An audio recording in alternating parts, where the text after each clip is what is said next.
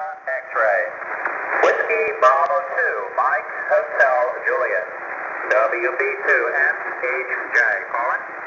Whiskey Bravo 2, Mike Hotel Juliet. Calling CQDX and listening.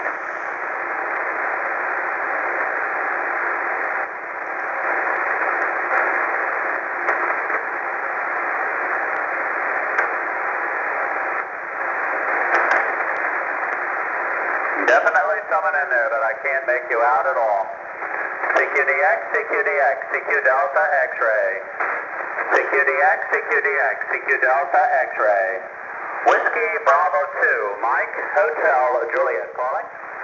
WB2MHJ, North Carolina. Whiskey Bravo 2, Mike Hotel Juliet, calling CQDX. Calling CQOCQ, CQ Delta X-ray. Whiskey Bravo 2, Mike Hotel Juliet, calling. WB2MHJ. Whiskey Bravo 2, Mike Hotel Juliet, calling CQDX and listening.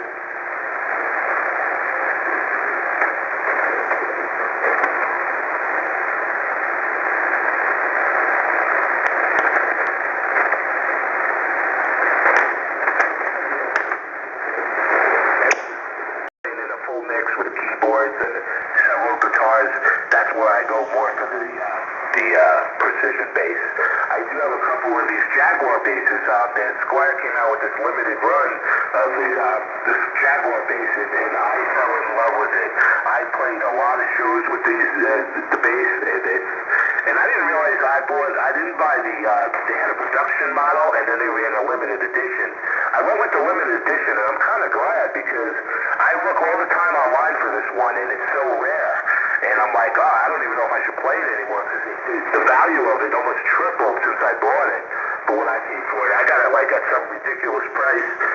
And people laugh at me, and it's just funny, It's my collection. I'm looking at it now, and they're all over the place. I was up to 16 at one point. I know you're gonna laugh. I had 16 basses here, and I didn't heard.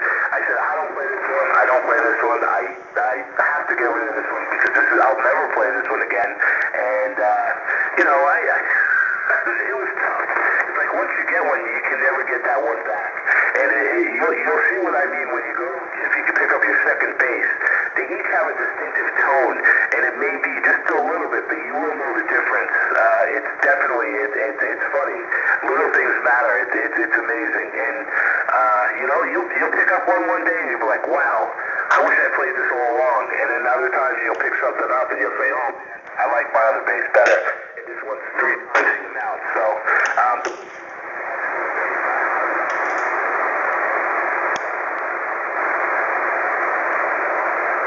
Mike, addressing some of your remarks earlier, you're talking about the character of the bass. My instructor let me try this one bass that he had, and it's got one of these switches on it, and the thing has a very sophisticated signal processing built in, so that when you just press a button, you can have it imitate all of the damn, famous basses of all time, like the 50s Precision, and then there was a Stratocaster, and all these various names that are famous in the bass world, and it'll just imitate them just by pressing the button, which I thought was kind of interesting. So, he likes to play with that if you want to, get the various sounds from those original instruments. Let's see, what was the other? I wanted to make another remark about, you were talking about trying the various basses. Oh, I see, I lost my train of thought, but I was going to comment on the fact that, I know what it is. I was talking about my instructor. You were talking about a guy who has a labor of love with all these different guitars, and, we were talking about, the strings on the bass, so I'm thinking, okay, I bought this bass, and you have 4 strings, and you hook it up, and you tune them, and so forth and so on. Well, I get in this big discussion with my instructor, and he's talking about, you change the strings. There are flat strings and round strings, and this kind of string and that kind of string, and you can't use them that long because after a while they stretch, and you got to change them so often, and he's got all these guitars there, like you say, similar to what you have, like a dozen guitars, and he's always changing the strings on them all the time to get just the right sound. So it is a labor of love, and it's really interesting when you really get into it to that level where it's you're sort of fine tuning this thing to be exactly what you want, and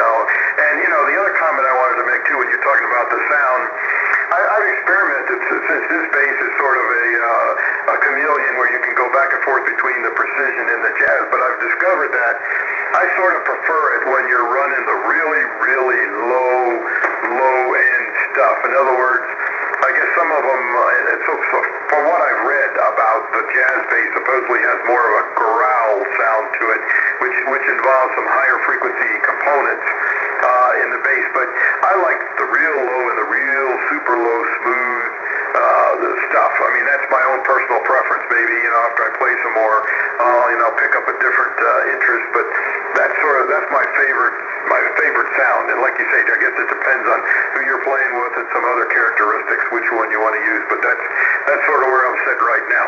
Back to you, Mike. K4NYX is K2RC. Yeah, K2RC, K4NYX. Yeah, exactly. I'll tell you, bass strings, I'm going to tell you right now, they last a long time, depending on how much you play. I go almost a year with a set playing it on a regular basis. 9 months to a year, depending on the type of string. But yeah, there are different types of strings. I play with the mediums. That's what I like. The lights are just, I don't know, I feel like I'm a little hard on the strings. So the mediums are my favorite, and I set off all my basses with that. I've also learned how to play, this is just me, I play with a pick, or I can play with my fingers. Pick's another option, and that's what's great about bass guitar. If you haven't learned to play with a pick yet, and you're skeptical, I said, you don't play bass with a pick. But he's a guitar player, so maybe he is teach you with a pick. It's good to play both ways, because there's songs that you get some control, and you can tame it down quite a bit with your EQ, just depending on what you're playing. But there was one point where I played 100% with a pick. Now I'm 50-50. I go back and forth depending on the song, and some songs I definitely play with a pick, because that's the way it was composed. And other songs I'll play with strictly on my fingers, because it just has a different, warmer sound to it. But yeah, the precision bass, if you look at the difference on the precision bass, if you really get into it, and the jazz bass body is just slightly different, and also the positioning of the pickups, which is the major, where you get the tone from. It's amazing how just a couple inches or even a half an inch makes a tremendous difference with the placement of the pickups. If you've ever heard an Ernie Ball Music Man bass where they got those humbuckers, they have that distinct sound. A lot of guys like that. They're very, very trembly. I'm not a fan of it personally. I like more of that precision sound. When the jazz sound is the best way I can describe it, the jazz sound is punchy, but to me it's thinner than a precision sound. And that's just with my ears. That's the best way I can describe it. But the clarity on the jazz bass is definitely superior to the precision bass, which is Leo Fender's first invention, if you did your history there. The precision bass came out and the jazz bass came later. It's just a little bit different on how they work.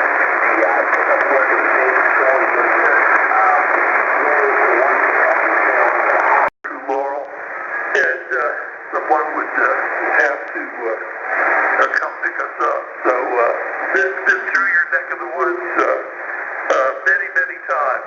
I had a very, very pleasant day here. Temperatures in the mid-70s, mostly sunny and dry. Had a real nice day. We've had some unusually cool weather. Actually had we had a gas log fireplace, and for a while we were alternating days of having the gas logs on and the air conditioner on. One day it would be 85, and the next day it wouldn't even get out of the 60s. So we get funny weather here in the spring, but in the summer it gets pretty warm, not like down there. Boy, do I remember Mississippi summers, but we got long strings of days when the temperature is 95 and the humidity is 95, so it's pretty rough. KE5FB from N4PD1. Yeah, okay, Mike. Well, yeah, I know exactly where Lumberton is. I've been down there many times. It's Lumberton. Highway 11 south.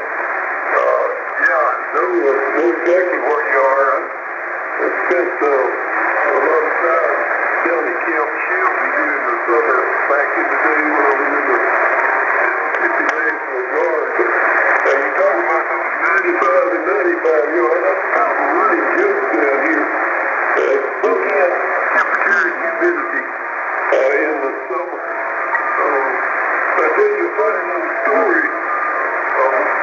back in the day, I worked with Mobile for many years, and one of the things that I worked on was those teletype machines that the radio stations and the TV stations, they would use the old model 28 teletypes as their weather machine. You know, they got the weather report over them things. Of course, it had the old rhythm and clacking going on, mechanical clacking, and the other paper and all, but there was a ham here in Long Island was working on the radio station right here 2 or 3 years ago.